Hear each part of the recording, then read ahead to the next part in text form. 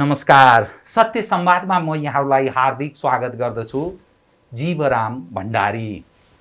आज यहाँहरू सामुन्ने उपस्थित हुनुहुन्छ ईश्वर पोखरेल।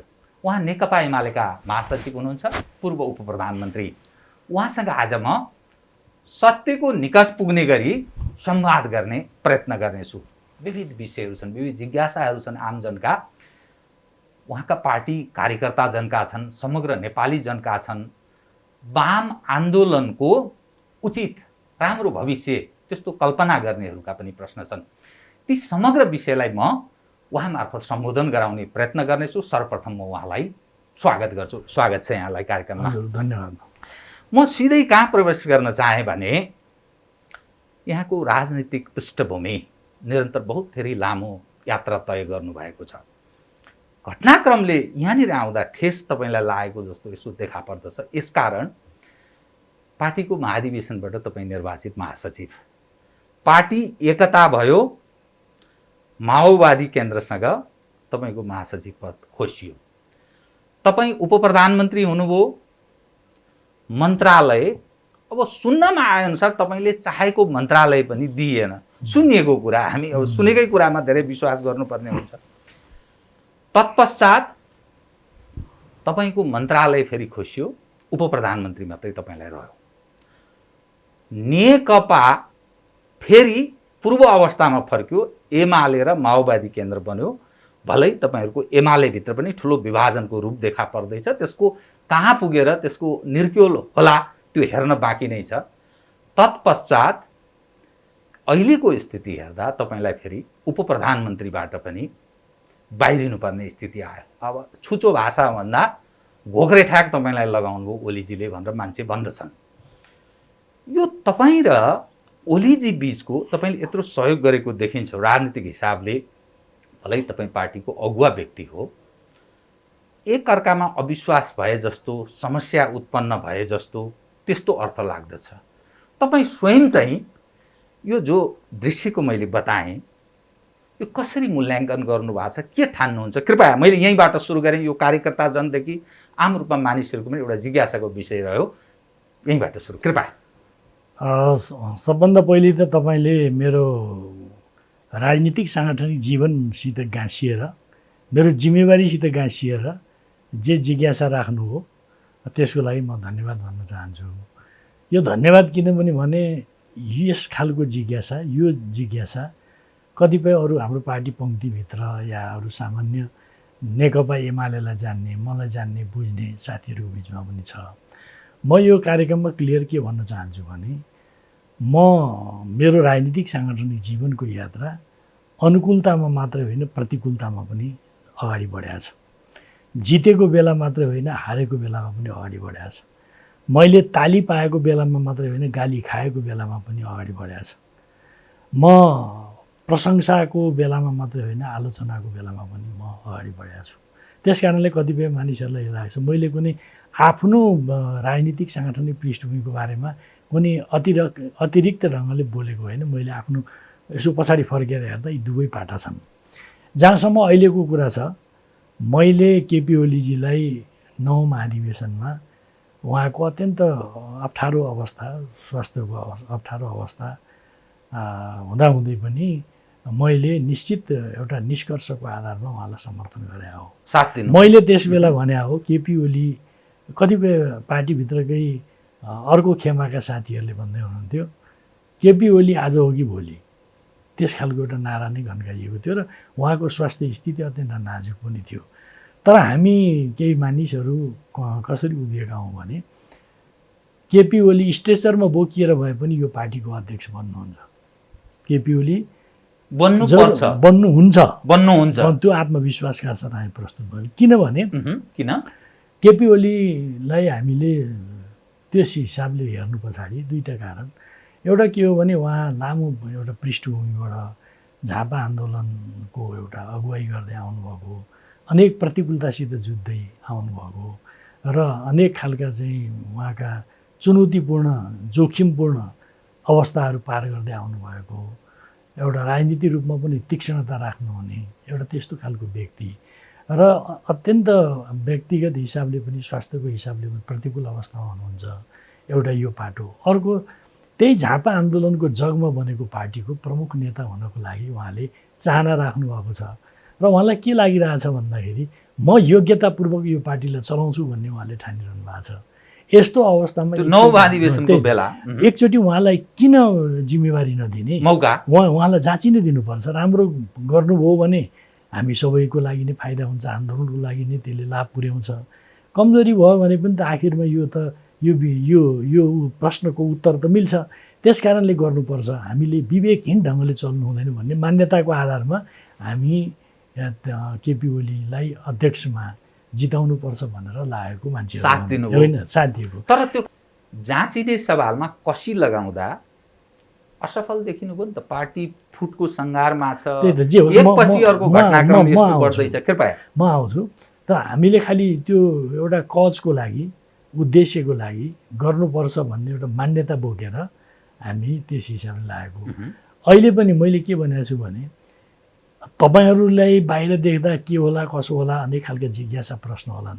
मैले केपी ओलीजीकै मुखिन्जेल भनेको छु, म एक्लै भए पनि केपी ओलीलाई समर्थन किन गर्छु भन्दा केपी ओली कमजोर बन्नुभयो भने पार्टी कमजोर हुन्छ, आन्दोलन कमजोर हुन्छ, मुलुक कमजोर हुन्छ भन्ने मेरो बुझाइ छ। त्यो बुझाइ रहुन्जेल म एक्लै भए पनि केपी ओलीलाई समर्थन गर्छु भनेर मैले भन्दै आएको, मुखिन्जेल भनेको छु उहाँलाई। हो, कहिलेसम्म त्यो होइन, त्यही त उहाँ जुन बेलासम्म यो जस्तो भनौँ पार्टी उहाँले अगाडि सारेका विचारहरूबाट, उहाँको चाहिँ अब निर्णयहरूबाट, कतिपय कुराहरूबाट मलाई जहिलेसम्म त्यो लागिरहेछ मेरो कन्भिक्सन, त्यो कन्भिक्सनमा रहुन्जेल म चाहिँ साथ समर्थन गर्छु। अब मान्नुहोस् कन्भिक्सन मेरो भएन भने त अलग खालको कुरा हो, तर कन्भिक्सन रहुन्जेल यो भन्छु भनेर पनि उहाँलाई स्पष्ट छ, मैले यो कुरा बताएको छु। अब जहाँसम्म यो बिचका केही प्रसङ्गहरू सहित तपाईँले उठाउनु हो, तपाईँको महासचिवको विगतको कुरा एकीकृत हुँदाको स्थिति, त्यसपछि प्रधानमन्त्री म आउँछु। जहाँसम्म यो चाहिँ पार्टी एकताको बारेमा मैले पहिलेको तपाईँको इन्टरभ्यूहरूमा पनि केही राखेको छु, अहिले पनि म भन्न चाहन्छु। नेकपा माओवादी केन्द्र र नेकपा एमाले बिचमा जुन एकता हो, मेरो रिपिटेडली भनाइ के हो भने फ्रम द डे वान मैले भनिरहेको कुरा के हो भने यो दुई पार्टी बिचको जुन एकता हो यो जनरल भन्ने हो भनेदेखि यो जनताको चाहना, कार्यकर्ताको चाहना, राष्ट्रको आवश्यकता, पोलिटिकल स्टेबिलिटीको लागि कम्युनिस्ट पार्टीहरू मिलुन्, सुदृढ हुन्, यसले चाहिँ एउटा चाहिँ स्थायित्व प्रदान गर्छ भन्ने हिसाबले यो आवश्यकता थियो। तर यो एकता, त्यो एकता सम्पन्न गरिरहँदा वास्तवमा विचारका पक्षहरू, सङ्गठनका पक्षहरू र नेतृत्वका पक्षहरूमा जसरी गम्भीरताका साथमा ध्यान दिनुपर्थ्यो ध्यान दिएन भन्ने फ्रम द डे वान मैले यो चिज उपयुक्त समयमा बोल्दै भन्दै पनि आएको छु। पार्टीको आन्तरिक उसमा प्रारम्भदेखि नै प्रारम्भदेखि नै भन्दै आएको छु। बाहिर पब्लिकली पनि मैले यस हिसाबले नै आफूलाई प्रस्तुत गरेको छु। मेरो भनाइ के भने वास्तवमा दुईटा पार्टी बिचको एकता भइरहँदा यो आवश्यकता त थियो, आवश्यकता थियो, राष्ट्रको आवश्यकता थियो, जनताको चाहना थियो, कार्यकर्ताको चाहना थियो। तर यो चाहनालाई पुरा गरिरहँदाखेरि जे चिजमा जसरी ध्यान दिनुपर्थ्यो त्यो ध्यान पुगेन। त्यो चाहिँ मैले बोलीचालीको शब्दमा राँटो छोडियो।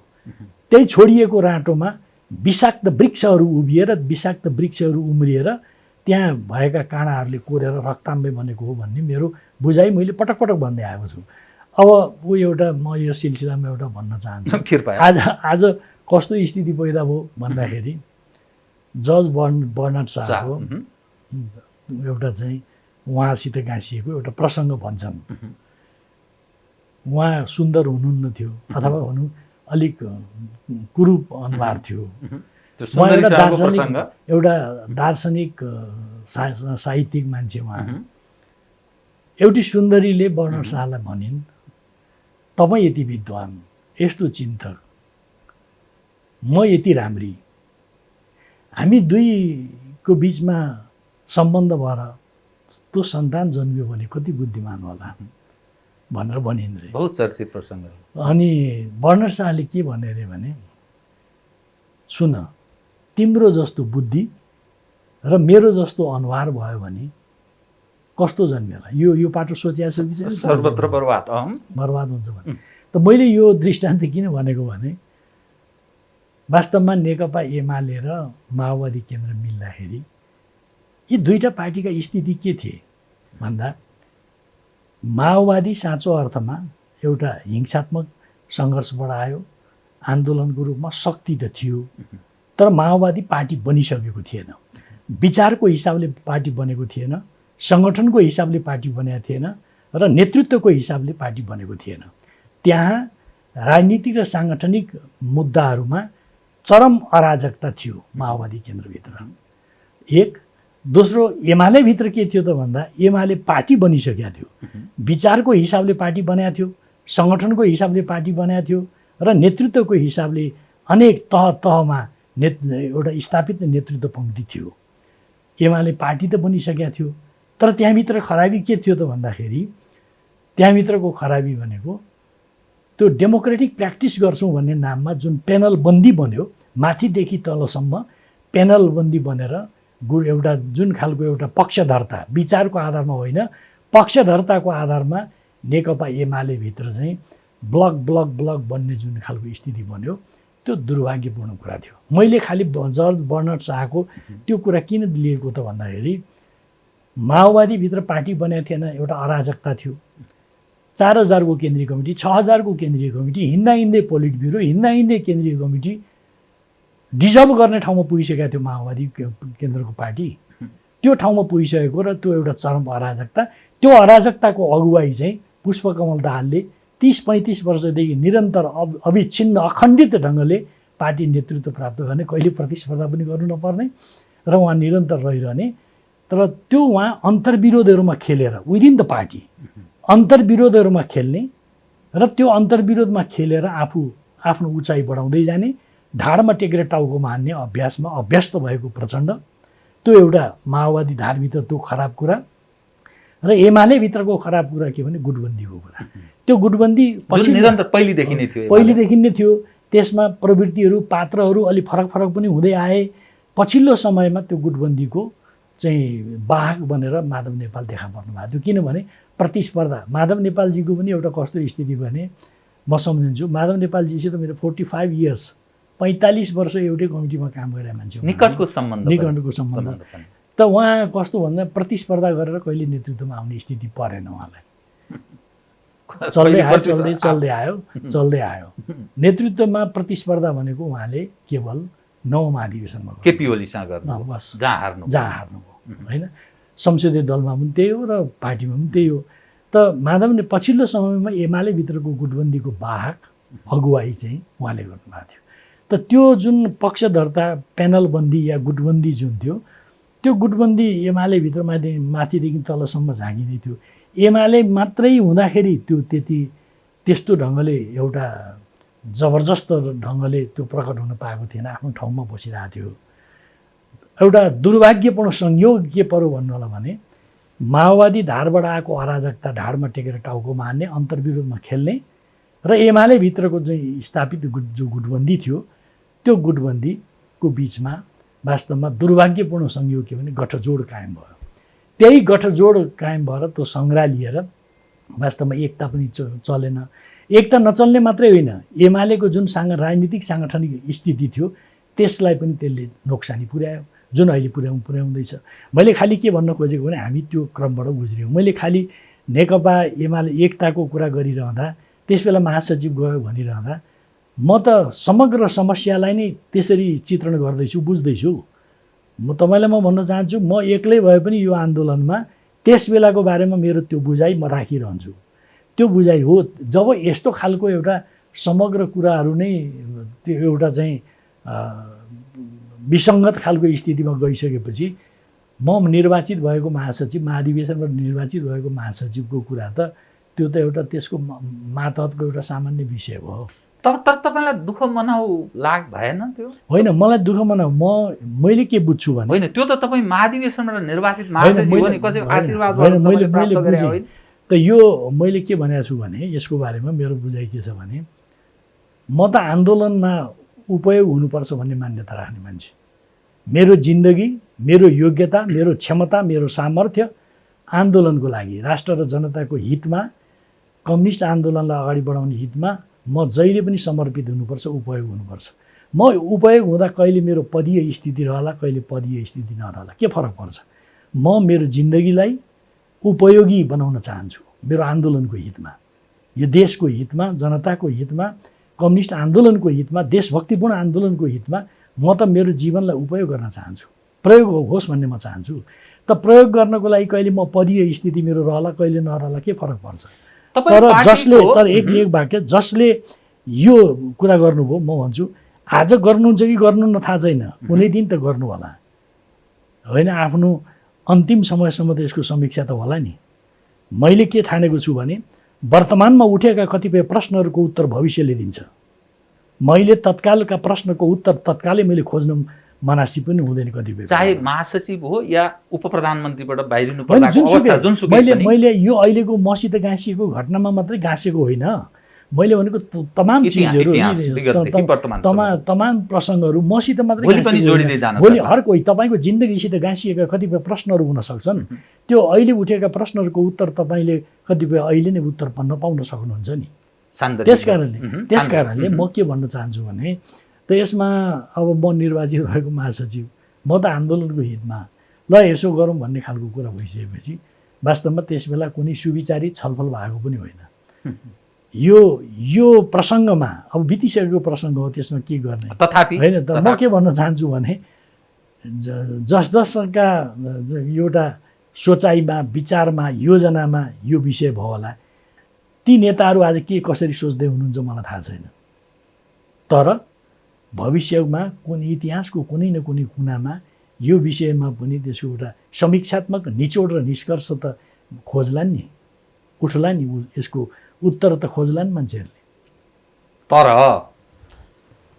तपाईँ उप प्रधानमन्त्रीबाट क्रमशः बाहिरिनु परेको, एकपछि मैले अघि प्रारम्भ पनि बताएँ, मन्त्रालयसहित उप प्रधानमन्त्री हुनुहुन्थ्यो, त्यसपछि मन्त्रालय खोसियो, अहिले देशमा 3वटा उप प्रधानमन्त्री छन्, तर तपाईँ नअटेको स्थिति।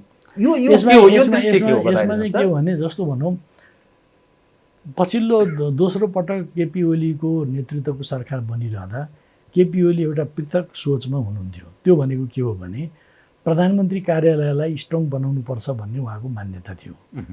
प्रधानमन्त्री कार्यालयलाई स्ट्रङ बनाउनको लागि उहाँको एउटा प्रस्तावै थियो, सिनियर लिडरहरूमध्ये कसैले प्रधानमन्त्री कार्यालय, मन्त्री परिषदको कार्यालय हेर्नुपर्छ भन्ने सोच थियो सुरुमा। त्यो चिज हामी सबैको बिचमा राम्ररी छलफल भएर त्यसलाई अलिकति आत्मसात गर्ने कुरा पनि भएन। नभइसकेपछि के भयो त भन्दाखेरि वास्तवमा त्यस बेला कतिपय म लगायत कतिपय साथीहरू त्यो प्रधानमन्त्री तथा मन्त्री परिषद कार्यालयको जिम्मा लिने कुराप्रति त्यति अलि स्पष्ट भएनौँ। त त्यस्तो उहाँको सोच प्रारम्भमै त्यो थियो होइन। त्यस हिसाबले केही सिनियर नेताहरूले नै हेर्नुपर्छ भन्ने थियो, त्यस बेला हामीले बुझेनौँ। पछिल्लो 2 वर्ष बितिसकेपछि फेरि यो कुरा त उठ्यो, प्रधानमन्त्री कार्यालय स्ट्रङ बनाउनुपर्छ भनेपछि म त्यस बेलाको उप प्रधानमन्त्री रक्षा मन्त्री मैले नै जब अलिकति हेरफेर गर्नुपर्छ भन्ने कुराहरू आउँदाखेरि मैले कुनै अरू कुनै मन्त्रालयको कुरा भन्दा पनि प्रधानमन्त्री कार्यालय स्ट्रङ हुनुपर्छ, दह्रो हुनुपर्छ र एउटा सिनियर मन्त्रीले नै त्यो हेर्नुपर्छ भन्ने विषयमा मैले नै जब त्यो विगतको प्रसङ्गलाई सम्झना गर्दै प्रधानमन्त्री केपी ओलीसित त्यो विषय राख्ने मान्छे मै हुँ र मैले नै भने र त्यसो हुँदा म त्यो जिम्मेवारी लिन्छु भनेर मैले भने हो। 3वटा कुरा मानिस भन्ने गर्छन्, यसको चाहिँ अलिक सत्यको निकट पुग्ने गरी संवाद जो भन्छु नि म, त्यसलाई अलिकति जोड दिनु होला। म यसमा अलिक फ्री एन्ड फ्र्याङ्क आओस् भन्ने चाहन्छु। कतिपय मानिस भन्छन् ईश्वर पोखरेल उहाँलाई अलिकति दक्षिणको शक्ति, नेपालको बदलिएको राजनीतिक सन्दर्भमा त्यो दक्षिणको शक्ति काहीँ न काहीँ हाबी हुँदै गएको छ, त्यसले रुचाएन, त्यसकारण उहाँ बाहिरिनु पर्यो। एक दोस्रो, रक्षा मन्त्रालय तपाईँले छोड्नुपर्ने कारणमा सेनासँगको काहीँ न काहीँ मिसअन्डरस्ट्यान्डिङ क्रिएट भयो, असमझदारीको कारण पनि भन्ने गर्छन्। र तेस्रो, अब तपाईँलाई कतिपय मानिसले उत्तरसँग पनि जोड्छन्। त्यो एउटा समाजमा काहीँ न काहीँ चर्चा भएको विषयलाई मैले जोडेँ। यो 3वटा विषय उप तपाईँको अलि स्पष्ट जाओस् त कुरा। यसमा के हुन्छ भने म प्रश्न के छु भने कृपया सबै थोक बदल्न सकिन्छ, छिमेकी बदल्न सकिँदैन। त्यो दक्षिणको होस् या उत्तर हो। हामी आफ्नो स्वाधीनता, स्वतन्त्रता, स्वाभिमानलाई आफ्नो जीवनभन्दा पनि मूल्यवान ठान्छौँ। त्यही भएर कम्युनिस्ट पार्टीमा लाग्यो हामीले। त्यस कारणले उत्तरले गरोस् कि दक्षिणले गरोस्, त्यस खालका व्यवहार भयो भने ती व्यवहार हामी रुचाउनु, म व्यक्तिगत रुचाउनु, हाम्रो पार्टीले रुचाउँदैन, हाम्रो नेताहरूले रुचाउनुहुन्न। यो चिज हो, हाम्रो मेरो मान्यता हो। अब मैले भनिहालेँ, छिमेकीसित छिमेकी जस्तो भएर कुरा गर्नुपर्छ, आँखामा आँखा जुधाएर कुरा गर्नुपर्छ। छिमेकी सब मैले भनिहालेँ नि, सबै थोक बदल्न सकिन्छ, छिमेकी बदल्न सकिँदैन। जब बदल्न सकिँदैन भने त्योसित योग्यतापूर्वक डिल गर्नुपर्छ भन्ने मेरो भनाइ हो। त्यस हिसाबले म मान्छु। अब मूल कुरो हामी स्पष्ट, हामी भन्नाले यो लिडरसिपको होल पङ्क्ति, देश चलाउने पार्टी चलाउने नेताहरूको होल पङ्क्ति आफू स्पष्ट बन्यो भने कसले रुचाउने नरुचाउने भन्ने कुरासित के मतलब।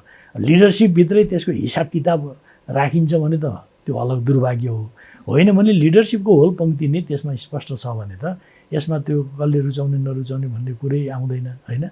हामी हाम्रा दुइटै छिमेकीलाई समान ढङ्गले सम्मान गर्छौँ, विश्वास गर्छौँ, व्यवहार गर्छौँ, होइन। कोहीसित नजिक हुनुपर्ने, अतिरिक्त कोही टाढा हुनुपर्ने भन्ने विषय नै भएन, होइन। त्यस कारणले यो गलत खालका कुराहरू हुन्।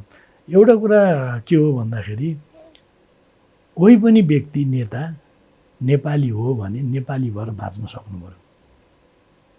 म नेपाली भएर बाँचिरहन चाहन्छु, मर्ने बेलासम्म नेपाली भएर नि म रहन चाहन्छु। यो मेरो एकदम अखण्डित, यो चाहिँ मेरो मान्यता हो। त्यस कारणले अब छिमेकीहरूसित पनि यो त्यो दक्षिण उत्तरको भन्ने कुरासित कसैले लख काट्लान्, के भन्लान्, किन उत्तरसित नजिक हुने, किन दक्षिणसित नजिक हुने, सेनाको कुरा, अनि सेनाको जहाँसम्म कुरा छ मैले पनि बुझाएको छैन। मैले रक्षा मन्त्री हुँदाखेरि रक्षा मन्त्रीको नाताले मैले गरेका कामहरू, निर्णयहरू, विचारहरू, नेसनल इन्टरनेसनल फोरममा प्रस्तुत गरेका कुराहरूको मैले एउटा प्रकाशन नै गरेको छु, राम्रै किताब छ, त्यसमा हेर्न पनि सकिन्छ। मेरो विदाईमा नेपाली सेनाको प्रधान सेनापतिजीले दिनुभएको लिखित मन्तव्य पनि छ त्यहाँभित्र। त वास्तवमा मैले त्यो बुझिनँ। नेपाली सेनासित मेरो जहिले पनि सुमधुर सम्बन्ध रह्यो। पछिल्लो समयमा केही मान्छेहरूले भ्रम सिर्जना गर्न खोजे, खास गरी पछिल्लो समयमा भ्रम सिर्जना गर्न खोजे। के हो त्यसको कारण मैले बुझिरहेको छैन। तर त्यस्तो खालको मिसअन्डरस्ट्यान्डिङको कुरा भएन। म त गर्व गर्छु, यो कुनै अरूलाई मिनिमाइज गर्ने, इग्नोर गर्ने कुरा त गरे होइन। तर म रक्षा मन्त्री, त्यो रक्षा मन्त्री हुँ जसले नेपाली सेनालाई सबल बनाउनको लागि, सुदृढ बनाउनको लागि, नेपाली सेनाको स्वाभिमानलाई थप एउटा वृद्धि गर्नको लागि, उसलाई एउटा राज्यको महत्त्वपूर्ण संस्थाको रूपमा अगाडि बढाउनको लागि मेरो आफ्नो ठाउँबाट महत्त्वपूर्ण काम गरेँ भन्ने कुरा लाग्छ। त्यसप्रति म गर्व पनि गर्छु। म आन्तरिक राजनीतिमा जान्छु। 3वटा उपप्रधानमन्त्री, मधेस केन्द्रित भनेर मानिसले बुझ्ने जसपाको एउटा पक्षलाई 8वटा मन्त्रालय, 10 मन्त्री, नेकपा एमाले नेपालको राजनीतिमा यो पछिल्लो अहिले देख्दा सर्वाधिक ठुलो पार्टी, त्यो ल्याकतका साथ निर्वाचित पार्टी, यो के भइरहेको, 3वटा उपप्रधानमन्त्रीको यस बेलामा औचित्य अनि चुनावको पूर्व सन्ध्याको कुरा, सर्वोच्चमा रिट दायर भएको विषय र विचाराधीन स्थिति, तपाईँ आफै चाहिँ के देख्छु? म नहुनाको कारणबाट पनि सोध्नुहोस्। त्यो यो विषय अलि स्पष्ट होस् के? यसमा के हो भन्दा, मैले यो जब सरकार, अब अहिले त परिस्थितिको जुन खालको एउटा पेचिलो अवस्था छ, आफ्नै पार्टीभित्र विग्रहको स्थिति पहिला भएको छ, गराइएको छ, एउटा विचित्रको स्थिति छ नि। पोलिटिक्सले पोलिटिकल कोर्सबाट हिँड्ने भन्दा अर्कै कोर्सबाट हिँड्ला जस्तो भएको छ। बुझ्नुभयो नि, अर्कै कोर्सबाट हिँड्ला जस्तो छ। अब कुन श्रीमानले के फैसला गर्ने हुन् भन्नेतिर पो जाँदैछ। पोलिटिक्सको निष्कर्ष चाहिँ कुनै श्रीमानले गर्ने फैसलाबाट अब हामीले निर्देशित हुनुपर्ने स्थिति बन्दैछ। यो दुर्भाग्यपूर्ण स्थिति हो। पोलिटिक्सले त पोलिटिक्सको आफ्नो कोर्सबाट हिँड्नु पर्थ्यो, त्यो चिज हिँड्न बाटो बिराउँदैछ, यो दुर्भाग्य हो। तर त्यो विभिन्न स्थिति हामीले सोलो डोलो तपाईँ एज ए पिपुल तपाईँ भन्न सक्नुहुन्छ, तपाईँहरूले गर्नुभयो। तर यसभित्रका अनेक फ्याक्टरहरू कसरी मोबिलाइज हुँदै आए यो त छ नि। त त्यस कारणले अब यसमा जुन मसित जस्तो सरकार गठनकै बेलामा हाम्रो बिचमा प्रधानमन्त्रीजीले सल्लाह भएको थियो। मैले प्रश्न राखेको कुरा अहिले यो कार्यक्रममा मैले भने होइन म चुनावी सरकार सञ्चालन गर्नको लागि मेरो आवश्यकता छ भनेदेखि म सरकारमा बस्छु। त्यही ढङ्गको मैले मन्त्रालय हाँक्ने हिसाबले जिम्मेवारी हुँदा पनि ठिक छ। होइन 3 वर्ष भइसक्यो, हाउ लङ? 25 जना जम्मा मन्त्री, एउटा मन्त्री प्रधानमन्त्री त रहनुहुन्छ अनि एउटा मन्त्री 3 वर्षसम्म भइसक्यो भाइ, अरूले पनि त पालो, मैले त अरूले नि पालो पाउनुपर्छ भनेर नभने अन्डरस्टुड कुरा त हो नि, होइन? मेरै हाराहारीका या मभन्दा इमिडिएट जुनियर साथीहरू पनि हुनुहुन्छ। अनि अब उहाँ पालो एउटा त्यो कुरा त बुझ्नु त पर्छ। त्यसो हुनाले यदि मेरो आवश्यकता हो निर्वाचन सरकारमा जरुरत हो भने प्रधानमन्त्री फैसला गर्नुहोस्, कुनै मन्त्रालय सहितको तपाईले भन्नु फैसला गर्नुहोस्। होइन भने तपाईँ जे डिसिजन गर्नुहुन्छ म त छँदैछु। मेरो कुनै बेला हराइएको महासचिवको पद पनि आएकै छ, ठिक छ, त्यो पार्टी सञ्चालन गर्नको लागि आवश्यक छ। चुनाव त त्यसै ड्राइभ त हुँदैन, हरेक उम्मेदवारहरू एक्लै दौडेर मात्र त हुँदैन, कहीँबाट त कोअर्डिनेट गर्नुपर्छ। त्यस कारणले पार्टी मोबिलाइज हुनुपर्छ। मैले प्रष्ट केही नेता साथीहरूको नाम लिँदै कि उहाँ हुनु पर्यो। यो कोअर्डिनेट गर्ने मान्छे त चाहियो। तपाईँ यहाँ प्रधानमन्त्री हुनुहुन्छ, तपाईँबाट मात्रै त राज्य सञ्चालनसित गाँसिएको मुद्दाहरूमा कोअर्डिनेसन होला, तर पार्टीसित डे टु डे बिजनेसहरूमा कोअर्डिनेसन गर्ने कुरा त चाहियो नि। त्यस्तो अवस्थामा ठिकै छ, म चाहिँ समन्वय गर्न सक्छु। पार्टी हिजो पनि मैले चलाएको, म चलाउँछु। त्यस हिसाबले भने यो डिसिजन तपाईँ as a prime minister, party अध्यक्षको नाताले तपाईँले गर्नुहोस् भनेको हो। त्यस कारणले उहाँले त्यही हाम्रो छलफल पश्चातै अनि यो टुङ्गोमा पुग्यो हो। विवेकीय अधिकार तपाईँहरूले दिनु होइन, स्वाभाविक छ। केपी ओलीको ठाउँमा अर्को कोही हरिप्रसाद रामप्रसाद भए पनि त्यही चिज हुन्थ्यो, गर्नुपर्छ। त्यो भोलि अरू कोही हुँदा पनि गर्नुपर्छ। त्यही प्रधानमन्त्री जो छन् नि, सबै समग्र जवाबदेही त प्रधानमन्त्रीले लिनुपर्छ नि प्रधानमन्त्री भएपछि। त्यस कारणले निर्णय गर्ने अधिकार पनि त्यहाँ कुनै कमिटीमा बसेर फलानालाई हुन्छ कि हुँदैन, राखौँ कि नराखौँ, ठिक होला कि नहोला भनेर त्यो डेमोक्रेटिक छलफल त्यसमा धेरै गर्ने गुन्जाइस पनि हुँदैन, गुन्जाइस दिनु पनि हुँदैन। प्रधानमन्त्रीले आफ्नो जवाबदेहितामा के गर्ने वा नगर्ने भन्ने कुराको टुङ्गो लाग्नुपर्छ। तपाईँको लामो अनुभवले एउटा महत्त्वपूर्ण विषय एउटा कहीँ न कहीँ त्यो बाहिर जाओस् भन्ने आशयका साथ सायद तपाईँले त्यो प्रस्तुत गर्ने प्रयत्न गर्नुभयो। राजनीति तागत, बुताले र शक्तिले आर्जन गर्ने चिज। अब तपाईँहरू यत्रो लामो समय राजनीति गरेर आउनुभयो, सिस्टमहरू विभिन्न खाले फाल्दै यो ठाउँमा प्रवेश गर्नुभयो, तर तपाईँहरूको राजनीतिक भाग्य निर्धारण अब गयो कोर्टको हातमा या श्रीमानको एउटाको हातमा। यो तपाईँहरूले के राजनीति गर्नुभयो र कुन ठाउँमा प्रवेश गराउनुभयो, यो के को कारण यो स्थिति सिर्जना? यसबारेमा म एउटा मात्रै कुरा भन्न चाहन्छु, अघि पनि भने, म दोहोऱ्याउँछु। जेसुकै कारणले होस्, जुनसुकै फ्याक्टरहरूको रोलका कारणले होस्, पोलिटिक्सको कोर्सबाट हिँड्न सक्नुपर्छ। यदि पोलिटिक्सले आफ्नो कोर्स हिँड्न छोड्यो भने, जेसुकै कारणले छोड्यो भने, अनि अर्को कोर्सबाट पोलिटिक्स हिँड्नु पर्यो भने दुर्भाग्य हुन्छ। के अर्को ट्र्याकमा अर्को ठाउँमा प्रवेश गर्दैछ नेपालको राजनीति? टेक्न गाह्रो छ, अप्ठ्यारो स्थिति सिर्जना भएको हो। तपाईँलाई मैले अघि भने नि, श्रीमानका फैसलाहरू के हुन्छन् भनेर पर्खनु पर्ने, के पोलिटिक्सको सबै फैसला गर्ने खालको कुरा त्यसबाट प्रभावित हुनुपर्ने, निर्देशित हुनुपर्ने स्थिति आयो भने के हुन्छ? हामी कहाँ पुग्छौँ? मुलुकको डेमोक्रेटिक सिस्टम कहाँ पुग्छ? त्यस कारणले अब हामी सबैको प्रयत्न के हुनुपर्छ भने पोलिटिक्सलाई सही कोर्सबाट, पोलिटिकल कोर्सबाट हिँड्ने, जो डिरेल्ड हुन खोजिरहेछ त्यसलाई ट्र्याकमा ल्याउनु पर्ने जरुरी छ। त्यो ट्र्याकमा कसरी आउँछ बताइदिनुहोस् त। अब चुनावको तपाईँहरूको तिथि तय गरिसक्नु भएको छ, कार्तिक र मङ्सिरको। त्यो ट्र्याकमा आउने भनेको एउटै कुरा, अरू प्रतिपक्षीलाई लगायत तपाईँका मित्रजन एउटा हिस्सा त्यो चुनावको यसमा खिलाफमा छ। प्रधानमन्त्री केपी ओलीले भन्नुभयो नि, जब यो तपाईँलाई अघि 2 वर्षपछि अविश्वास प्रस्ताव भन्नुभयो, म फेरि जोड्न चाहन्छु। कस्तो भन्नु होला भने, एउटा हिन्दीको भजनको एक लाइन सुनाइदिन्छु। जैसा कर्म करेगा वो फल देगा भगवान, यह गीता का ज्ञान भन्छ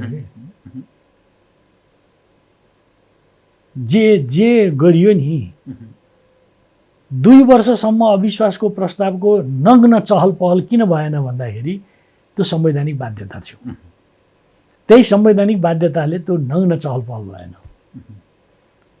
तर भित्रभित्रै त सब चलिराखेको थियो। मैले अघि भनिहालेँ नि, जज बर्नार्ड शाहको कुरूप अनुहार र त्यो सुन्दरीको कुबुद्धि बुद्धिहीनता मिसिँदै थिए। माओवादी केन्द्रमा रहेको गलत कुरा र एमालेभित्र रहेको गलत कुराको बिचमा गठजोड बन्दै थियो। त्यो 2 वर्षभन्दा पहिले नै पनि बन्दै थियो, तर नग्न ढङ्गले त्यो बाहिर प्रकट हुन पाएको थिएन। पछि के भयो भन्दाखेरि 2 वर्ष भएपछि त संवैधानिक रूपमा पनि त्यो चहल पहल त लेजिटिमाइज थियो। अनि त्यसपछि त्यो प्रकट भयो। त्यसपछि त सरकार जस्तो चल्ने स्थिति नै बन्न छोड्यो बिस्तारै बिस्तारै। त्यो महसुस तपाईँले त्यहाँ भित्र होइन, बसेर त्यो त पनि गर्नु? बिल्कुल। हामी पार्टी कमिटीका बैठकहरूमा हामीले त्यो देख्यौँ। त्यो नग्न गतिविधिका त्यसका छनकहरू हामीले पायौँ, हामीले देख्यौँ। राज्य सञ्चालनका कतिपय कुराहरू जब गर्न खोज्यो, नहुने अनेक खालका कुराहरू उत्पन्न हुन थाले। त्यसकारणले जे हुनु थियो नि, जे कर्म गऱ्यौँ पूर्वमा, त्यही कर्मको परिणाम भोग्न हामी अभिशप्त हुँदै गयौँ। राम्रा कुरा थिए, राम्रा योजना थिए, राम्रा कामहरू थिए, तर ती चिजहरू त लागू गर्ने कुरामा त कठिनाइ पैदा हुँदै गयो। पछि 2 वर्ष पुगेपछि त नग्न ढङ्गले नै प्रकट भयो नि त त्यो त। राज्य सञ्चालन र सरकार यो बडा कठिन रहेछ है नेपालको सन्दर्भमा। कुन चाहिँ त्यस्तो तागत छ जसले बाधा निरन्तर सिर्जना गर्छ? भनिन्छ नेपालको राजनीतिक इतिहासमा विक्रमसँग 2007 सालदेखि अहिलेसम्म एकजना व्यक्तिले 5 वर्ष प्रधानमन्त्री कसैले चलाउन पाएको छैन। यो के तागत छ यो भित्र र यो समस्या सिर्जना? यसमा के हो भने,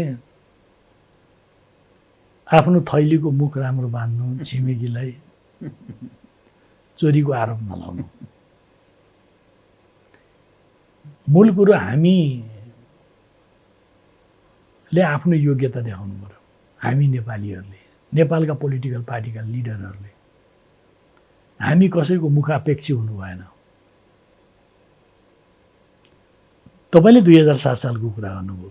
म त भन्छु सुगौली सन्धिपछिदेखि यता नेपाल त्यो अभिशप्त यात्रामा हिँडिराखेको छ। निरन्तर छ नि, निरन्तर छ।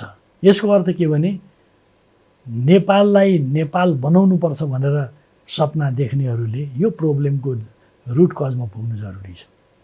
तपाईँले अहिले मसँग कुरा गर्दा पनि तपाईँले आफ्नो, भलै तपाईँ समकालीन प्रकृतिकै नेता हुनुहुन्छ, ओलीजीको लामो तपाईँको राजनीतिक यात्रा रह्यो। ओलीजीलाई नै नेताको रूपमा तपाईँ प्रस्तुत गरिरहनु भएको छ। मानिस के भन्छन् भने यो पहिलो पुस्ताका जो नेतृत्व पङ्क्ति छन्, चाहे एमालेको चाहे अरू नै पार्टीका किन नहुन्, यो असफल भए त्यसका दोस्रो पुस्ताका मानिसहरूले अब थुतेर लिन सके भने यो सिस्टमलाई चलाउन सक्ला, अन्यथा यो यथास्थितिमा चल्न सक्दैन भन्ने दृष्टिकोण राख्छन्। तपाईँ फेरि पनि ओलीजीलाई नै सहयोग गर्ने कुरा गर्नुभयो, चाहे प्रधानमन्त्रीको रूपमा होस् चाहे पार्टी अध्यक्षको रूपमा होस्। यो किन बताउनुहोस् त? यसमा तपाईँको यो टेलिभिजनमा इन्टरभ्यू गरिरहँदा म कसलाई सहयोग गर्छु कि गर्दिनँ भन्ने खालको कुराको मेरो प्रतिबद्धता, मेरो जुन एउटा मान्यता छ, त्यो मान्यताको आधारमा मैले बोल्ने कुरा हो। एक। दोस्रो कुरा, नेकपा एमाले 9 महाधिवेशन गरिरहेको बेलामा विधानमा एउटा व्यवस्था गर्यो। त्यो विधानमा गरेको व्यवस्था के थियो भने, 70 वर्ष हुन्जेल उमेरसम्म पार्टीको कार्यकारी पदमा रहन पाउने, 70 वर्षपछि आन्दोलनमा त संलग्न हुने भइयो, तर कार्यकारी पदमा नरहने, त्यो विगतको व्यवस्था 9 महाधिवेशनमा। दोस्रो के थियो भने, लगातार एउटा व्यक्ति लगातार एउटै कार्यकारी पदमा नरहने, 2 पटकभन्दा बेसी नरहने। यो हामीले गरेका थियौँ। यो त्यत्तिकै स्पोन्टेनियसली गरेको होइन। यो लामो समयसम्म हाम्रो डेमोक्रेटाइजेसनको जुन एउटा अभ्यास थियो, त्यसका विभिन्न आयामहरू विकास गर्ने सिलसिलामा यसबारेमा हामी निष्कर्षमा पुगेका थियौँ। ऐतिहासिक र महान भनिएको एकताले त्यसलाई त हटाइदियो।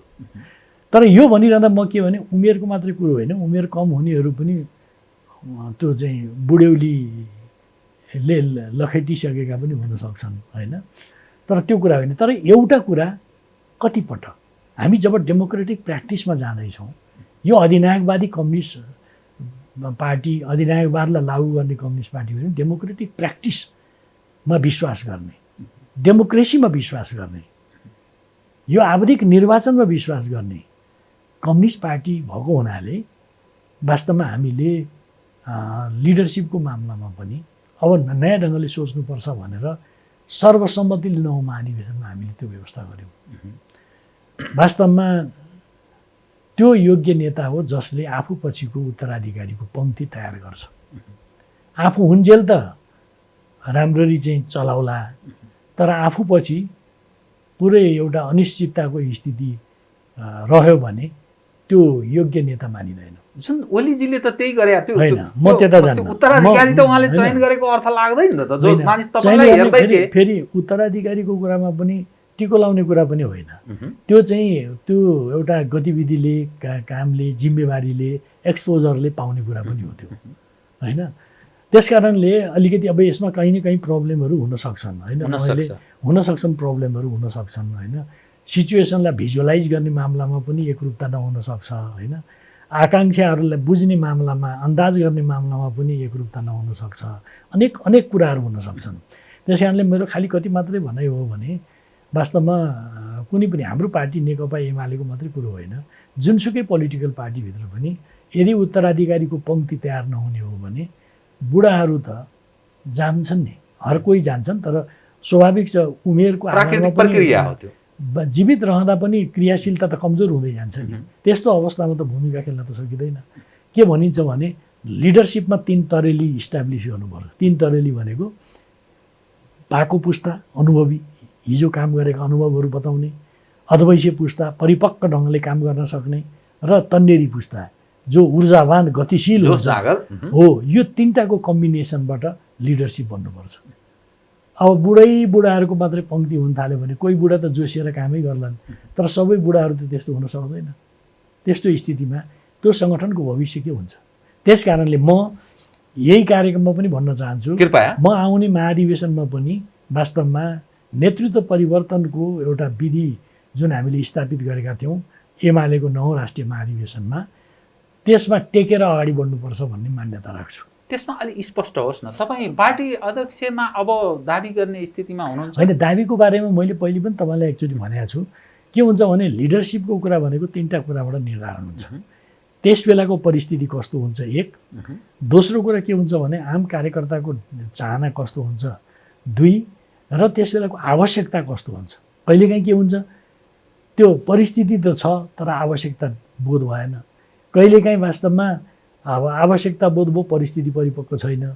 देशभरिका कार्यकर्ताले माग त गर्छन् तर परिस्थिति अलिक अर्कै भएको हुनाले हुँदैन, यो सबै चिज। तर इन जनरल टर्ममा भन्यो भने म त्यो जिम्मेवारीको लागि डिजर्भ गर्छु भन्ने कुरा मेरो बुझाइ हो, तपाईँको यो कार्यक्रममा राख्न चाहन्छु। एकदम ठिक। तपाईँको यो विषयलाई मैले मनन गर्दै तपाईँ आगामी भावी पार्टी अध्यक्षको रूपमा आफूलाई डिजर्भ गर्ने कुरा गर्नु। अब तपाईँसँग म नि त के महाधिवेशन चाहिँ हुन्छ, त्यो निर्धारित मितिमै हुन्छ? तपाईँहरूको पार्टीको यो लथालिङ्ग अवस्था छ, के हुने, पार्टीकै एकीकृत रूपमा रहने कि फुट्ने कि समग्रमा वाम आन्दोलन नै कता जान्छ? त्यसलाई व्यवस्थित गर्न अन्यलको स्थिति छ। त्यसलाई व्यवस्थित गर्नको लागि नै म राज्य सञ्चालनसित गाँसिएका कामबाट अलग भएर पार्टी सञ्चालनमा महासचिवको हिसाबले जिम्मेवारी लिएर पार्टी केन्द्रीय कार्यालयमा निरन्तर ढङ्गले म काममा जुटिसकेको छु। भावी अध्यक्षको उम्मेदवार बन्ने हिसाबसहित यसरी मैले प्रस्तुत गरेँ है। यसलाई कस्तो भने त्यो चिप ढङ्गले पनि कुरा नगरौँ। कुरो के हो भने मैले एउटा जनरल कुरा के भन्दैछु भने म त्यो डिजर्भ गर्छु, तर त्यसलाई निर्धारण गर्ने 3टा कुरा हुन्छन्। त्यो परिस्थितिको कुरा, आवश्यकताको कुरा, देशभरिका कार्यकर्ताको कुरा। तर एज ए लिडर अहिलेसम्म गरेको कामको यो चाहिँ अखण्डित ढङ्गले भूमिका खेलिरहेको, निष्ठापूर्वक रहिरहेको, कुनै पनि प्रतिकूलतामा कहिले पनि पछाडि नपरेको र यो आन्दोलन यो पार्टीलाई सुरुदेखि बुझेको व्यक्तिले म किन डिजर्भ गर्छु? हो न, कति अरू साथीहरू पनि हुनुहुन्छ होला, त्यसमा के फरक पर्छ? तर डिजर्भ गर्छ कि गर्दैन भने त मैले सोध्दा म डिजर्भ गर्छु। महाधिवेशन चाहिँ हुन्छ? त्यो महाधिवेशन त्यही त निर्धारित समयमै हुन्छ भन्न। एउटा कुरा के हो भने नि, एउटा जुन पार्टी एकता, जुन महान र ऐतिहासिक भनिएको एकता छ, त्यो महान र ऐतिहासिक भनिएको एकताले त हामीलाई कहाँ पुर्यायो भने everywhere party but know where party. त्यो भनेको के अलि तपाईँले धेरै बोल्नु भएको सामाजिक सञ्जालमा पनि जताततै छ तर कतै पनि छैन पार्टी के भने जताततै किनभने जस्तो भनौँ पार्टीले उम्मेदवारी समर्थन गरेको उम्मेदवार राष्ट्रपति हुनुभयो इन वान सेन्स हामी पार्टीलाई बोध गर्न सक्छौँ प्रधानमन्त्री पार्टी हामी मन्त्रीहरू पार्टी प्रदेशमा पार्टी स्थानीय तहमा पार्टी वडामा पार्टी छ नि पार्टी छ तर पार्टी कहाँ छ त पार्टी त श्रृङ्खलाबद्ध सङ्गठनमा पो प्रकट हुनुपर्छ त्यस कारणले मैले यसलाई एउटा उसमा भनेको एभ्रिवेयर पार्टी कसले भन्छ छैन party everywhere party but nowhere party nowhere party भनेको पार्टी भनेको त सङ्गठनमा शक्तिको रूपमा प्रकट हुनुपर्छ सङ्गठनमा प्रकट हुन पाएन श्रृङ्खलाबद्ध सङ्गठनमा त्यो अभिव्यक्त हुन पाएन त्यो चाहिँ शक्तिमा प्रकट हुन पाएन भने त्यो पार्टीको चाहिँ पार्टी हुन्छ एमालेको चाहिँ अब के हुन्छ त माधव झलनाचीहरूको एउटा ठुलो हिस्सा अर्को कसरतमा हुनुहुन्छ तपाईँहरू पार्टी महाधिवेशनदेखि लिएर चुनावको कसरतको कुरा गरिरहनु भएको छ चुनाव भनेको संसदीय निर्वाचनको कसरतमा हुनुहुन्छ यो के हुने त अब एमालेको चाहिँ के हुने र बीचबीचका फेरि यो तेस्रो पुस्ता दोस्रो पुस्ता भन्छ नि एकताको निकट पुगेछ मिल्दैछ भन्ने कुरा पनि आउँछ के हो यो यसमा के हो भने नि मैले अघि सुरुमा एउटा पृष्ठभूमिमा कुरा भने यो एकतासित गाँसिएर जुन एउटा समस्या आइलाग्यो त्यो गठजोडबाट जुन खालको एउटा परिणाम हामीले भोग्नु पर्यो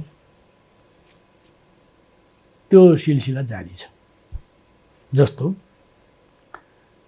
मैले माधव नेपाललाई म आदर पनि गर्छु उमेरले पनि मभन्दा अलिकति जेठो कोगेको संस्थापक नेता उहाँ म संस्थापकै होइन 1 वर्ष पछाडि कोगेको सदस्य भएको है तर म उहाँ र म एउटै कमिटीमा काम गरेको मान्छे त म के भन्न चाहन्छु भने उहाँ लामो समयसम्म पार्टी सत्तामा रहेपछि राज्य सत्तामा रहेपछि एउटा कम्प्लेक्स निर्माण हो उहाँलाई कुनै आरोप लगाएको होइन मेरो बुझाइ उहाँप्रतिको मेरो बुझाइ त्यो जबरजस्त एउटा कुण्ठामा परिणत भयो यो पार्टी मैले अहिले पनि अन्तर्गत भन्छु यो पार्टी मैले बनाएको भन्नुहुन्छ उहाँको पनि योगदान होला तमाम नेताहरूको आफ्नो आफ्नो ठाउँबाट योगदान छ नि मैले बनाएको यो माधव नेपालले बनाएको भन्नुहुन्छ कि सुन्दा पनि उहाँ जस्तो नेताले के भनेको होला जस्तो लाग्छ हामीलाई दुःख लाग्छ त त्यो एउटा जबरजस्त स्थिति रह्यो र एउटा पार्टीभित्र बिग्रेको स्थिति भयो त्यस कारणले फेरि पनि म यसमा दोहोऱ्याउन के चाहन्छु भने एकताको बेलामा त्यो गर्भमा जुन विषाक्त जीवाणुहरू थिए नि त्यसका जेनेसिसहरू जुन थिए त्यही जेनेसिस झाँगिएर यो ठाउँमा आयो हामी आक्रान्त बन्यौँ विषाक्तताको कारणले आक्रान्त बन्यौँ त अहिले के भइरहेछ भन्दाखेरि अब कतिपय साथीहरू वास्तवमा यो विभाजनका हिजोदेखिका दुःखद अनुभवहरू बोध गर्नुहुने साथीहरूले यो हुनु हुँदैन भन्ने पक्षमै हुनुहुन्छ त्यस कारणले विभिन्न तरेलीमा साथीहरू कुरा पनि गर्दै हुनुहुन्छ सम्भावना चाहिँ त्यही त सम्भावना मलाई के लाग्छ भने परिस्थिति जटिल बनाइएको छ अब यसमा जटिल बन्दै पनि छ जस्तो भनौँ न आफ्नो पार्टीको अध्यक्षलाई प्रधानमन्त्रीबाट हटाएर प्रमुख प्रतिपक्षी दलको नेतालाई प्रधानमन्त्री बन्देऊ भनेर हस्ताक्षर बुझाइन्छ अदालतमा फलानुलाई प्रधानमन्त्री बनाइदिनु पर्यो भनेर प्रतिपक्षी दलको नेतालाई प्रधानमन्त्री बनाइदिनु पर्यो भनेर मुद्दा हालिन्छ त्यसमा हाम्रो आफ्नो पार्टीको म त लज्जा बोध गर्छु त कतिपय साथीहरूलाई वास्तवमा त्यो हुलहालमा चाहिँ भएको हुनाले ग्लानि त छ म त के भन्छु भने अस्ति पार्टी अध्यक्ष प्रधानमन्त्रीले 3 दिन अगाडि एउटा अपिल निकाल्नुभयो त्यो अपिल अधिकतम लचकताका साथ त्यो गरिएको छ युनिटीको लागि जेठ 3बाट जेठ 3 कुरा सम्झनु त्योसम्म जेठ 2मा गएर जेठ 3 पछिको स्थितिमा जाउँ हामी भनेर सबै 2मा नजाउँ त्यही त जेठ 3 भनेको के हो भने जेठ त्यो अगाडिको स्थिति जुन थियो पूर्व अवस्था एमालेको अवस्था त्यही ठाउँमा पुगौँ भने 3मा त एकता भइहाल्यो घोषणा भइहाल्यो 2को अवस्था भनौँ न त्यस कारणले त्यो जुन उहाँले अपिल निकाल्नु भएको छ त्यसलाई सकारात्मक रूपमा लिनुपर्छ कतिपय साथीहरूले खास गरी त्यो कुटिल षड्यन्त्र हो त्यो भन्ने होइन त्यो त देख्नेले जे देख्न पनि सकिन्छ तर त्यो वास्तवमा अधिकतम लचकताका साथ प्रस्तुत भएको कुरा हो। बसेर कमिटीमै छलफल गरेर आफ्ना कुराहरू, आफ्ना मुद्दाहरू, विषयहरू त कमिटीमा छलफल गरे हुन्छ। अनि पूर्व पार्टीको अवस्थामा नै हामी आएर छलफल गरौँ भन्ने कुरा गरेका छ। त्यसमा म के भन्न चाहन्छु भने त्यो साथीहरूले किन त्यसलाई सकारात्मक रूपमा बुझ्नु जरुरी छ। जस्तो यो लेजिटिमेट बोर्डर लाइन नै त्यही हो हाम्रो। दुईवटा कुरा, लेजिटिमेट बोर्डर लाइन त्यही हो जेठ 2 2075 साल। त लेजिटिमेट बोर्डर लाइन भनिरहँदा के हुन्छ त भन्दा यसबिचमा यो 3 वर्षको अवधिमा त केन्द्रमा, प्रदेशमा, स्थानीय तहमा कति मान्छे आए, कति मान्छे गए। अनि त्यही बेलाको 2075 साल जेठ 2 नै हुनुपर्छ भन्दा त कति गइसके, कति आएर जोडिसके।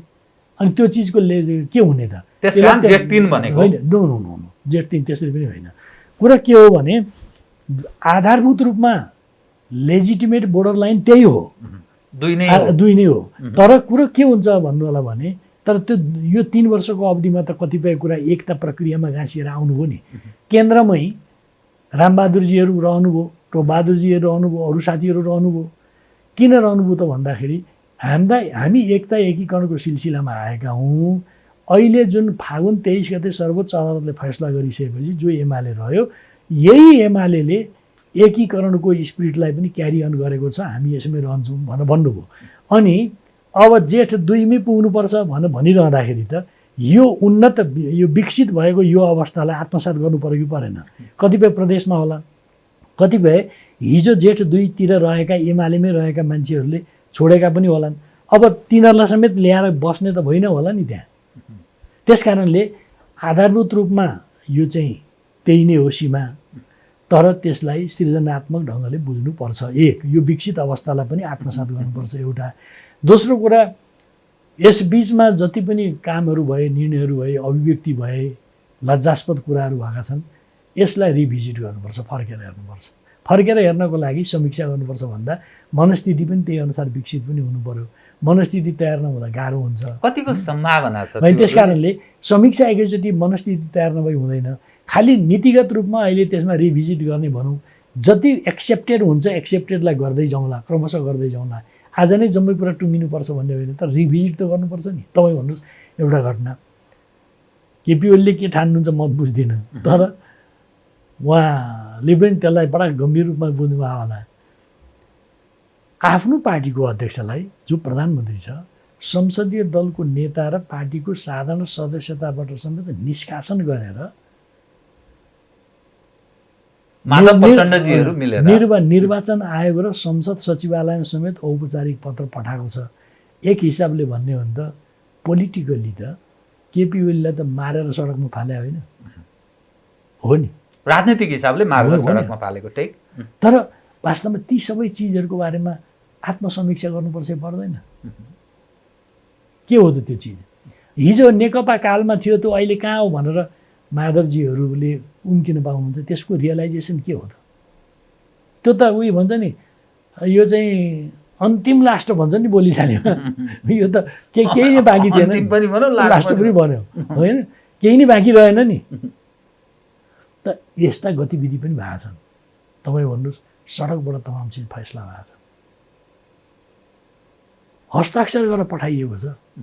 मैले खालि एकताको भावना प्रबल भएका साथीहरूलाई आज पुगोस् भनेर भनेको होइन, तर भर्खर इमिडिएट यो चाहिँ पास्टमा भएका यी चिजहरूको बारेमा हाम्रो रियलाइजेसन के हो। त्यस्तै कतिपय कुराहरू अरू पनि भएका होलान्, ती चिजहरूको बारेमा रिभिजिट त गर्नु पर्यो नि। सुनिँदैछ प्रतिनिधि सभा यदि मैले कथम भन्छु नि पुनर्स्थापना भयो भने माधवजीलाई प्रधानमन्त्रीको रूपमा स्वीकार्न नेपाली काङ्ग्रेस र प्रचण्डजीहरू तयार भएर त्यस ढङ्गले पनि प्रस्तुत हुने कसरत राष्ट्रपतिसँग त्यो माग गर्ने दाबी गर्ने कुरा आउँदैछ होइन। त्यसमा कुरा के हुन्छ भने त्यस्तो हुँदा सहयोग गर्न सक्ने पार्टी एक ढिका रहन सक्ने स्थिति बन्दैन भन्न खोजे मैले। यसमा हेपोथेटिकल कुरा गरेर त त्यसको के अर्थ हुँदैन। कुरो के हो भने तपाईँले भने जस्तै कथम संसद पुनर्स्थापना भयो, त्यसो हुँदा त विथ ड्यू प्रोसेस जाला नि त कुरा। संसदको फ्लोरमा आएपछि त त्यसका विधि प्रक्रियाबाट नै अगाडि बढ्ला नि त विषय। अर्थात् मान्नुहोस् पुनर्स्थापना विश्वासको मत होला, अविश्वासको कुरा होला, दाबी होला, संविधानको प्रावधान अनुसार सरकार बनाउँछु भन्ने चाहनेहरूले दाबी गर्लान्, त्यो प्रक्रियाबाटै आउला नि त। कुन प्रक्रियाबाट अगाडि बढ्छ कुरा त्यसअनुसार हामी हेरौँला नि। अन्ततोगत अब एमाले चाहिँ फुट्यो भन्दा यसरी बुझ्नुपर्ने होइन, हो समग्रमा होइन, हेर्दा। एमाले फुट्दैन। तपाईँ आजको यो प्रोग्राममा बजाइदिनुहोस्, सुनाइदिनुहोस्, पक्का देखाइदिनुहोस्, पक्की बज्छ एमाले फुट्दैन है, फुट्दैन। तर यदि साथीहरू, कतिपय साथीहरूले आफ्नो यो अहिलेका गतिविधिहरूलाई अलिकति फर्केर हेर्नु भएन, सम्हालिनु भएन भने दुर्भाग्य के हुनेछ भने केही साथीहरू रहनुहुने छैन। तर म अलिकति फेरि तर म त्यो ठाउँमा यही जोड्छु, तपाईँले खालि कुराको लागि कुरा गरेको होइन। म के भन्न चाहन्छु भने साथीहरू त्यस्तो ठाउँमा पुग्नुहुन्छ भन्ने अहिले पनि मलाई विश्वास, एज अ महासचिवको रूपमा तपाईँलाई विश्वास अहिले पनि मलाई त्यो ठाउँमा साथीहरू पुगिहाल्नुहुन्छ भन्ने लाग्दैन। आफ्ना कमी कमजोरीलाई रियलाइज गर्दै अर्को पाटोमा रहेका कमी कमजोरीहरूप्रति पनि त्यसलाई पनि वस्तुनिष्ठ भएर त्यसलाई देखाउँदै फेरि एकताबद्ध भएर जाने कुरामै आउनुहुन्छ भन्ने त्यो मेरो धागो चुडिसकेको छैन अहिले पनि। तपाईँ महासचिव भएको न त्यति भन्नै पनि पर्छ। तर जब तपाईँहरू बीच विभाजन भयो नि, एकपछि अर्को विभाजन, यसमा नै पार्टी फुटिसकेको छैन, विभाजनको स्थिति त छ, एकपछि अर्को ओलीजी त असफल देखिनुहुन्छ। सुदूरपश्चिममा ओलीजीले प्रयास गर्नुभयो, तर त्यहाँको सरकार भट्टजीको सरकार छ, त्यो 2/3 बहुमत लगभग ल्यायो। कर्णालीमा ओलीजीको प्रयत्न असफल भयो। यहाँ स्वयं रामबहादुर थापा बादलजी राष्ट्रिय सभामा हार्नुभयो र अब अर्को सङ्कट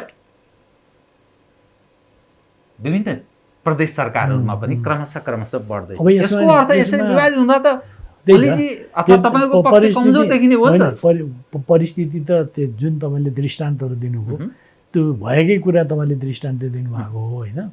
यसमा के हामीले के बुझ्नुपर्छ भने यो सिलसिला जारी रह्यो भने एकतिर केपी ओलीले नेतृत्व गरेको नेकपा एमाले, अर्कोतिर भएभरका सबै पार्टीहरू एक ठाउँमा जम्मा हुने स्थिति भयो भने त त्यो एउटा अप्रिय परिणामहरू पनि आउने भए। जस्तो भनौँ तपाईँले सुदूरपश्चिममा माओवादी केन्द्रको कति प्रदेश सभा सदस्य छन्, अनि त्योभन्दा ठुलो सङ्ख्यामा रहेको एमाले साथ दिएपछि के हुन्छ त होइन? त्यस कारणले होइन, बुझेँ। कुरो के हो भन्दाखेरि एउटा विचित्रको कुरा के हो भने नेकपा एमाले एकतिर, अरू सबै खली कपुर भन्छ नि, सारा अरू एकैतिर लाग्ने स्थिति हुँदा त कतिपय ठाउँमा त्यस्तो परिणाम आएको छ। तर म के भन्छु भने यो धेरै दिन चल्नेवाला छैन, यो चल्दैन। अब के हो त भन्दाखेरि अब वास्तवमा यसलाई ताजा जनादेशमा जाने कुरा, चुनाव हुन सक्छ त, चुनाव हुन सक्दैन यस्तो स्थितिमा भन्छन् मान्छे। कारण कोभिड-19 का कारण मान्छे अहिले यस्तो स्थितिमा छ, के मनस्थितिले मान्छे भोट हाल्न जान्छन् र मनस्थिति के भने तपाईँ जुन प्रणालीलाई स्वीकार गर्नुभयो नि, त्यो प्रणालीले माग गरेको कुरामा त लामबद्ध त हुनै पर्यो नि, होइन बाध्यात्मक होइन, त्यो त हुनै पर्यो। जस्तो भनौँ कोभिडको जहाँसम्म कुरा हुन्छ, कोभिड सधैँ मङ्सिरसम्मै, कार्तिकको अन्तिम या मङ्सिरसम्मै यही रूपमा रहने भन्ने स्थिति पनि हुँदैन। या मान्नुहोस् कतिपय देशमा त कोभिडको महामारी चलेकै बेला निर्वाचन त भयो नि, गरे नि, त्यो राष्ट्रिय आवश्यकता थियो, त्यो गरे। र अब मनस्थिति नै छैन, मनस्थिति छैन भने आइलाग्यो नि त। हामीले जुन शासन प्रणाली स्वीकार गरेका छौँ त्यो प्रणालीले त डिमान्ड गर्यो नि। अनि तपाईँ लोकतान्त्रिक विधिबाट यो जुन अराजकता, अस्तव्यस्तता, गन्जागोल छ त्यसलाई अब स्थितिमा बसाउनको लागि त सार्वभौम जनताकै बिचमा जाने होला नि। अदालतले ब्रेक लगाइदिएन भने होइन, अदालतले चाहिँ कसरी ब्रेक लाउँछ? निर्वाचनमा जाने खालको कुराप्रति अदालतले कसरी ब्रेक लाउन सक्छ? तर रिट परेको छ त, अब त्यो त छ, फेरि एउटा अप्सन त छ उसले। होइन, त्यसमा त के भने अब ताजा जनादेश, मान्नुहोस् कानुनी दायराबाट, संवैधानिक दायराबाट चल्ने संस्थाहरूले पोलिटिकल मुद्दाहरूमा चासो राखेर यो वा त्यो ढङ्गले चाहिँ आफ्ना फैसलाहरू एलान गर्न थाल्यो भने त त्यसपछि त के हुन्छ अनेक खालका कुराहरू हुन सक्छन्। त्यस्तो नहोला, म त्यो तहसम्म अदालत राजनीति भन्दा अलि टाढै रहनु अर्थात् यस सवालमा अलग रहनुपर्छ भन्ने तपाईँको मतलब दृष्टिकोण मूल कुरो के हो भने पोलिटिक्सले पोलिटिक्सका एजेन्डाहरूमा केन्द्रित भएर चल्नु पर्यो। कानुनले न्यायले गर्ने कामहरू आफ्नो दायरामा जे छन् त्यहाँ गर्नु पर्यो। यदि न्याय कानुनले सम्पूर्ण पोलिटिकल कोर्सलाई नै यता र त्यता गर्ने खालको कुरा भयो भने त्यो दुर्भाग्य हुन्छ। दुर्भाग्य भने के? अन्यथा के? अन्य दुर्भाग्य भनेको नहुनुपर्ने चिजहरू हुन थाल्छ। नहुनुपर्ने चिज हुँदा के हुन्छ भन्ने कुरा त भन्नै सकिएन नि। सरकार के अप्सन अरू विकल्प पनि केही सोध्छ र सरकारले? होइन, त्यो छ केही विकल्पहरू? यसमा यस्तो हो नि, त्यो त प्रधानमन्त्रीजी मूल रूपमा के सोच्नुहुन्छ भन्ने कुरा हो। तर राजनीतिमा विभिन्न अप्सनहरू हुन्छन् नि, अप्सन विहीन त हुँदैन नि, हुन्छ र? संसारको उदाहरण हेर्नुहोस्, अनेक अप्सन विहीन भएर त कोही पनि अप्सन त हुन्छ। अब म कार्यक्रमको अन्त्यतिर आएँ यहाँसँग। यहाँले चुनावको कुरा पनि गर्नुभयो, अदालतबाट गरेको आशाको पनि कुरा गर्नुभयो, एज अ होलमा राजनीतिक सङ्कटको अवस्थाको बारेमा पनि अलि छर्लङ्ग पार्ने प्रयास गर्नुभयो। नेपाली जनले नेपालमा कम्युनिस्टहरूलाई मत दिनुको अर्थ विगतका सबैको प्रयोग भयो, कम्युनिस्ट एकपटक हेरौँ न कस्ता हुन्छन्, के गर्दा रहेछन् भन्ने सायद त्यो चाहन्थे, त्यो देखे। घटनाक्रमले देखाउँछ कम्युनिस्ट अर्थात् वामपन्थी तागत पनि पुरानै जस्तो देखियो, असफल भयो। अब किन भोट हाल्ने भन्ने नेपाली जनले सायद दृष्टिकोण बनाउन सक्छन्। यस्तो अवस्थामा त्यो के पाउनका लागि तपाईँहरू चुनावमा जाने? भोलि त यो हिसाब हेर्दा तपाईँहरू चुनाव जित्ने सम्भावना रहँदैन त। एज अ होलमा एमालेको एउटा हिस्सा अलग भएपछि हामी के ठान्छौँ भने नि, जनता सार्वभौम हुन्, जनता अन्तिम न्याय दिने न्यायाधीश हुन्। जनताले जे देख्छन् त्यो फैसला गर्छन्, आफ्नो मत त्यस आधारमा दिन्छन् र हामी जनताप्रति विश्वास गर्नेहरूले जनताले गरेको फैसलालाई स्वीकार गर्नुपर्छ। हाम्रा कमी कमजोरी देखेका छन् भने पनि जनताले खबरदारी गर्छन्। हाम्रा राम्रा कुराहरू पनि हामीले जनतालाई बुझ्ने गरी भन्नुपर्छ, ती राम्रा कुराहरूलाई पनि जनताले स्वीकार गर्छन्। यो हामीले जनतालाई बुझ्दाखेरि जनता यस रूपका एउटा यो कन्स्टिट्युएन्सी हो भन्ने हामीले बुझेका हौँ। त्यसकारणले हाम्रा कुरा, हामीले गरेका कामहरू, हाम्रा फैसलाहरू, हाम्रा निर्णयहरू, हाम्रा विचारहरू, हाम्रा गतिविधिहरू लिएर जान्छौँ। जनताले देखेका पनि छन्। ठिक कुरालाई ठिक भन्लान्, यदि कमजोरी गरेका छौँ भने जनताले कमजोरी हो भन्छ। त्यसमा त कुनै आत्तिनुपर्ने कुरै छैन। हामी जनतामा आधारित भएर बाँच्न चाहने, जनतामा आधारित भएर चल्न चाहने, हामीले मुलुक चलाउने आफ्नो हैसियत प्राप्त पनि जनताको बलमा विश्वासमा गर्नुपर्छ भन्ने मान्यता राख्ने हामी। त्यसकारणले हामीलाई त्यसमा कुनै अप्ठ्यारो लाग्दैन। हामीहरूले जे गरेका छौँ ती त जनताकै बिचमा छन् र हामी प्रभावकारी ढङ्गले ती चिज लैजान्छौँ पनि। त्यसकारणले यसमा डराउनु पर्ने कुरै छैन। र यदि कुनै जनताले फैसला गरेर तिमीहरूले नालायकको कुरा गर्यो भने फेरि मेहनत गर्छौँ हामी जनताको बिचमा जानलाई, आफ्ना कुराहरू बताउन, आफ्ना कमजोरी करेक्सन गर्न हामी थप मेहनत गर्छौँ। हस्, कार्यक्रममा आइदिनु बहुत धन्यवाद छ। हस्। आदरणीय दर्शकवृन्द, उहाँ हुनुहुन्थ्यो ईश्वर पोखरेल, नेकपा एमालेका महासचिव। समसामयिक विषयलाई केन्द्रमा राखेर सत्यको निकट पुग्ने गरी गरिएको संवाद, सत्य संवाद। म सहित मेरो सम्पूर्ण युनिटलाई कार्यक्रमबाट बिदा दिनुहोस्। नमस्कार।